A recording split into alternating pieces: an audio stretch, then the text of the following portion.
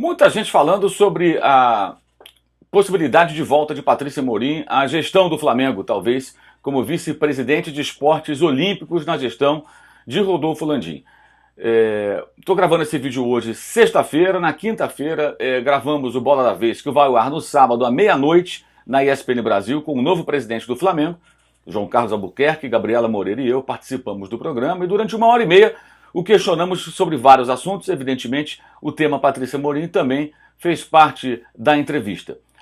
E o presidente do Flamengo, como você pode ver, inclusive dos links, clicando nos links abaixo, para vídeos que estão no site da ESPN, você pode verificar ali as respostas dadas pelo Rodolfo Landim a respeito desse tema e também sobre Felipe Melo.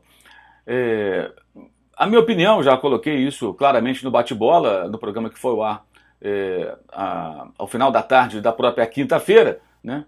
E vou reforçar aqui, pessoas perguntando o que você acha disso, e o Bandeira de Melo. Então vamos tentar aqui contextualizar a situação. Primeiro, Eduardo Bandeira de Melo foi um presidente muito ruim no aspecto esportivo voltado para o futebol. O Flamengo fracassou retumbantemente, e isso tem muito as suas digitais por conta da participação ativa do presidente na gestão do futebol, inclusive durante um longo período acumulando a vice-presidência de futebol. Uma gestão paternalista, uma gestão que permitiu a contratação de jogadores que não deram nenhum retorno técnico, alguns muito caros, e que resultou em nada além de terceiro lugar, vice-campeonato, 4 vices, e 3 títulos em 6 anos. Os primeiros 3 anos sem grandes investimentos, obviamente, e ali o Flamengo ainda ganhou 2 desses títulos, um Carioca e uma Copa do Brasil, e os 3 últimos anos, ou seja, o segundo mandato de Bandeira, com mais dinheiro e com o crescimento desse investimento em 15, em 16, em 17 e em 18, principalmente nesse triênio de 16 a 18, obviamente o Flamengo nesse período nada ganhou além do estadual, o que é praticamente nada. Então foi sim uma péssima gestão do futebol. Na parte administrativa, Bandeira teve um grande mérito. Ele não interferiu como interferiu no futebol e deixou que pessoas capacitadas tocassem a parte financeira, a parte jurídica, as outras áreas fundamentais. O Flamengo alavancou receitas, o Flamengo ganha muito dinheiro, é o clube de maior torcida do Brasil, e as coisas mudaram radicalmente. Todas aquelas promessas feitas de pagamento das dívidas, redução das dívidas, tudo isso foi cumprido quase que totalmente. Houve alguns equívocos, como a Ilha do Urubu, que eu considerei sempre uma boa ideia para você tentar asfixiar o Maracanã e o seu consórcio, não jogando no Maracanã, e fazendo com que o Maracanã sentisse falta do Flamengo e tivesse que chamar o Flamengo e oferecer ao clube uma condição melhor para atuar ali.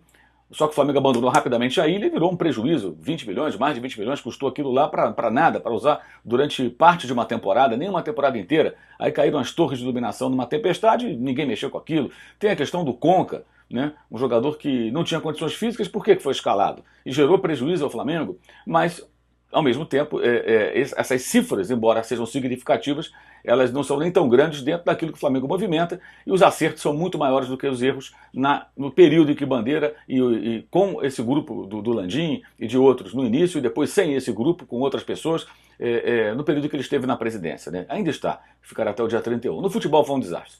Aí eu acho que é uma mera constatação, não é nem uma opinião. A mudança na gestão do futebol era necessária. E como eu vinha dizendo durante a campanha eleitoral dos dois candidatos com maiores possibilidades, eu sempre considerei que tanto o Landim quanto o Ricardo Lomba, candidato da situação de Bandeira de Melo, eram bons candidatos. Por quê?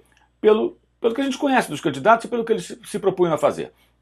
O Lomba, mesmo sendo visto do Bandeira, sempre me pareceu ser uma pessoa de pensamento diferente com relação ao futebol, e que foi uma pessoa que fez algumas intervenções que geraram algumas mudanças no departamento de futebol do Flamengo depois da derrota para o Botafogo na semifinal do Campeonato Carioca, e também na reta final, quando ele colocou o Dorival Júnior para comandar o time no lugar do Barbieri, e o Flamengo esboçou uma reação.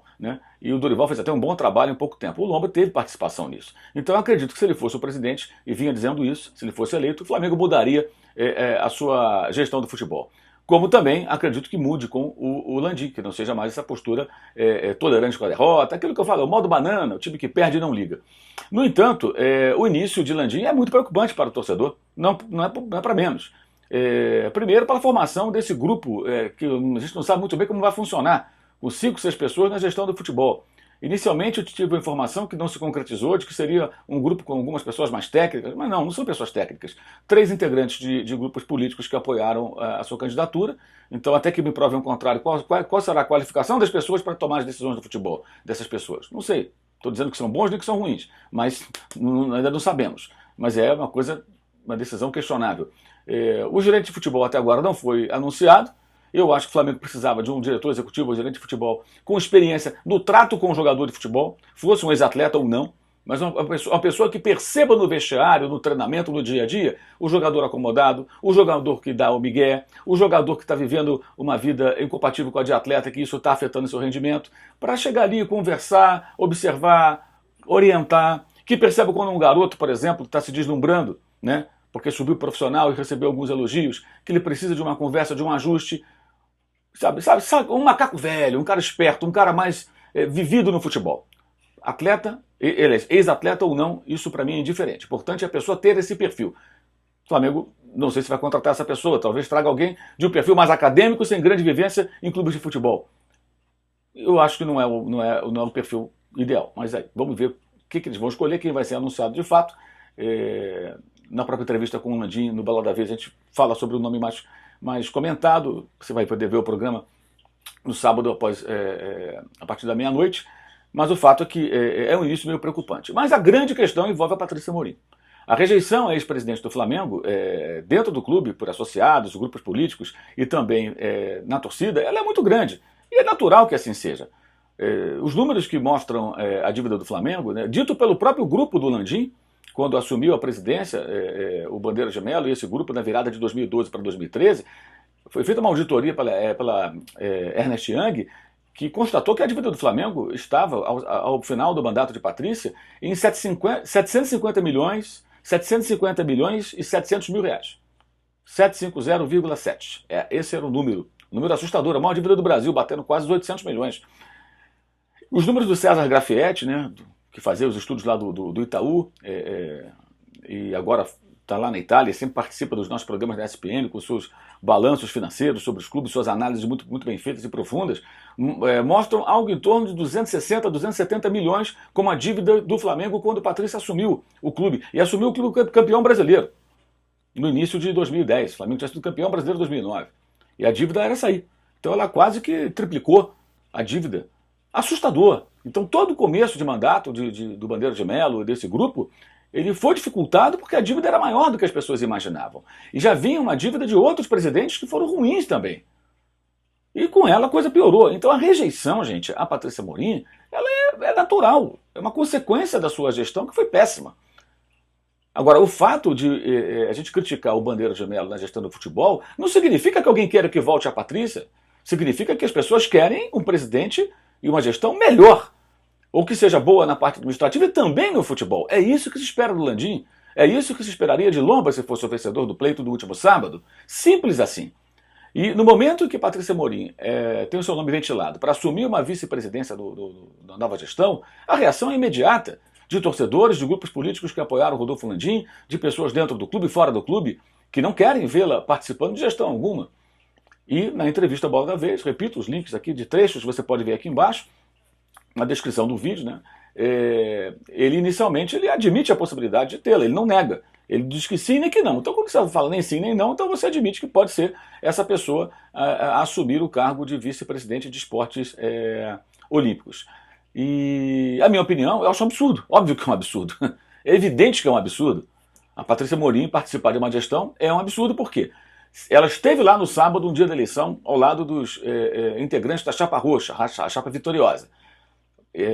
Um personagem como ela, se vai participar da gestão, isso tem que ser dito antes. Isso deveria ser dito durante a campanha, porque aí a pessoa que votou saberia que estava votando no candidato que trabalhará em conjunto com Patrícia Morim. Isso não foi feito. Aliás, eu mesmo perguntei às duas chapas quais seriam os vice-presidentes que formariam, né, a nova gestão. A chapa rosa de Ricardo Lomba me forneceu vários nomes, mas não deu o nome do mais importante, que era o vice de futebol, isso não foi revelado. E a chapa roxa não deu nome algum. Até agora também não revelou. Então as pessoas votam confiando no candidato, naquilo que ele promete. E evidentemente essas pessoas não esperavam que Patrícia Morim fosse colocada nesse contexto. Então é uma gestão que nem começou e que já vive uma grande turbulência, e isso era absolutamente previsível, né, quando o nome da ex-presidente foi colocado em pauta. Não se trata, como ele diz, de demonizá-la ou coisa parecida, de não gostar da pessoa. Não é isso, não é pessoal, não é nada pessoal. Acho que eu nem conheço a Patrícia Morim para ter algo pessoal contra ela. Eu acho que a maioria da torcida do Flamengo também, os associados. É uma questão meramente, digamos, técnica, né? Financeiramente, o Flamengo foi pro buraco na gestão dela. E isso custou muito caro.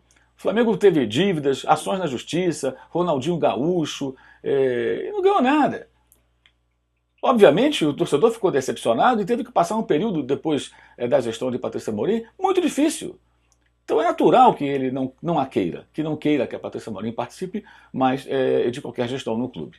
O novo presidente do Flamengo vai precisar refletir sobre isso e entender, especialmente, que a gestão do Flamengo, como de qualquer outro grande clube no futebol brasileiro, é diferente da gestão de uma empresa. Na empresa você vai apresentar resultados e dar satisfação aos acionistas da mesma, né, e à sua diretoria, eventualmente.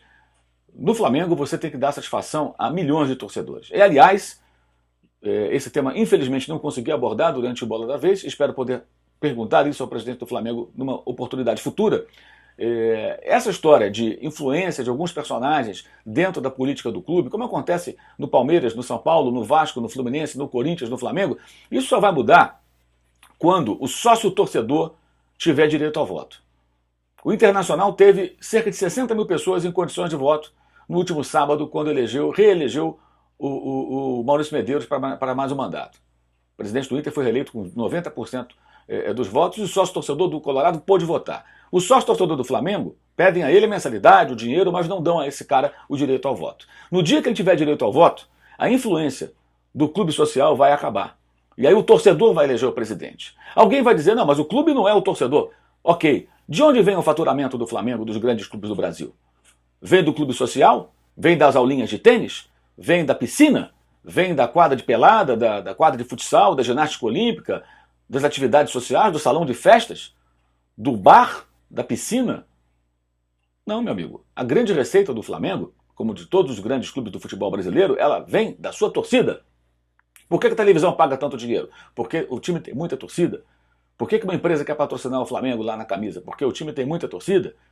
Ou seja, o futebol e a legião de torcedores, milhões de pessoas que seguem aquele clube, seja ele o Flamengo ou qualquer outro, isso que faz do clube grande, isso é que faz com que a receita chegue na casa de centenas de milhões de reais por ano. Simples assim. Esse é um ponto importante, um assunto que tem que ser abordado. Se fosse assim, nós teríamos democraticamente eleito um presidente e sem esse tipo de influência e talvez personagens que não contam com, digamos assim, com a aceitação do sócio e também do torcedor, não seriam procurados para acordos políticos ou coisas parecidas assim, porque não teriam nenhuma influência, aliás, teriam influência negativa, né? Se alguém anunciasse, por exemplo, um dos candidatos que estava com a Patrícia Amorim antes da eleição, se o sócio torcedor do Flamengo votasse, provavelmente, eu diria quase com certeza absoluta, né? Ele não votaria nesse candidato. É isso, começo ruim, na minha opinião, da gestão do Rodolfo Landim, equivocado. Acho que, como ele ainda nem assumiu, ele está ainda em condições e com tempo para refletir, pensar, entender críticas construtivas, isso é muito importante, entender que a crítica pode ser construtiva, a crítica pode ser para o bem, a crítica não vem de quem te deseja a derrota, o mal. Esse é um grande defeito, às vezes, do dirigente de futebol. Ele não aceita, leva para o pessoal. Tomara que o Landim, que é um homem inteligente, tenha maturidade para entender isso. Tá? Agora, preste atenção no que eu vou te dizer agora. Tá? Para você que me acompanha aqui e nos canais ESPN. Da minha parte, eu vou continuar elogiando e criticando qualquer dirigente de qualquer clube do futebol brasileiro ou da CBF, sempre que julgar pertinente. Sempre. Acertou, elogios. Errou, críticas. É assim que funciona e é assim que tem que ser. Não importa a cor da chapa, não importa quem é o presidente, não importa quem o apoia. Isso é algo absolutamente irrelevante nesse contexto. E é assim que deve ser o nosso trabalho. Se você me acompanha, se você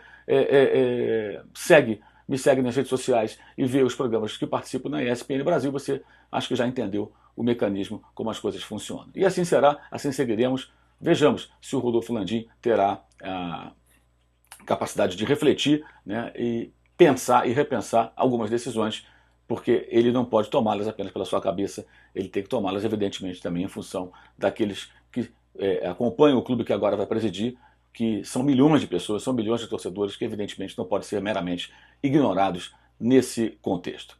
Ok? Domingo tem linha de passe às 9 da noite na ESPN Brasil, mas antes, 1 da tarde, você vai acompanhar o maior clássico do futebol inglês, Liverpool contra Manchester United. É isso aí. Esses clubes ingleses, por exemplo, eles têm acionistas, né? Então o cara vai lá, compra o clube e tal. É uma relação diferente, né, do que acontece aqui. E mesmo assim os torcedores lá fazem pressão quando as coisas vão mal. Tem clube que tem dono, mas a torcida não tolera, não aceita certas decisões. Isso acontece. O próprio Manchester United, né? A família Glazer, que é dona do Manchester, ela foi várias e várias vezes combatida pelos torcedores do clube, né? Alguns, inclusive, fundaram o FC United, o clube que está na sexta divisão inglesa agora, insatisfeitos com os rumos tomados pelo clube quando foi vendido, quando foi adquirido pelo americano, né? E também o americano, o Terry, John Henry, né? É o dono do Liverpool. Os dois clubes têm americanos como acionistas majoritários. Mas é uma outra realidade, mas o jogo é muito bom, claro. É o Liverpool líder do campeonato, jogando contra o seu maior rival, o Manchester United. Você vai acompanhar esse jogo comigo e com o Paulo Andrade no domingo, a partir de 13h. Às 10h30 no sábado tem o vice-líder Manchester City contra o Everton. São dois confrontos de Manchester contra Liverpool, né? Pela Premier League, que está sensacional. O City tentando recuperar a liderança, para isso tem que vencer o Everton e torcer contra o Liverpool no domingo. Os dois times, aliás, os três, né? O United também avançaram também na Liga dos Campeões, como também avançou o Tottenham. Os ingleses conseguiram passar bem para a próxima fase do torneio europeu nessa temporada. E na segunda-feira também tem linha de passe às 10h da noite, na ESPN Brasil. Eu, evidentemente, conto com a sua audiência. Valeu, saudações.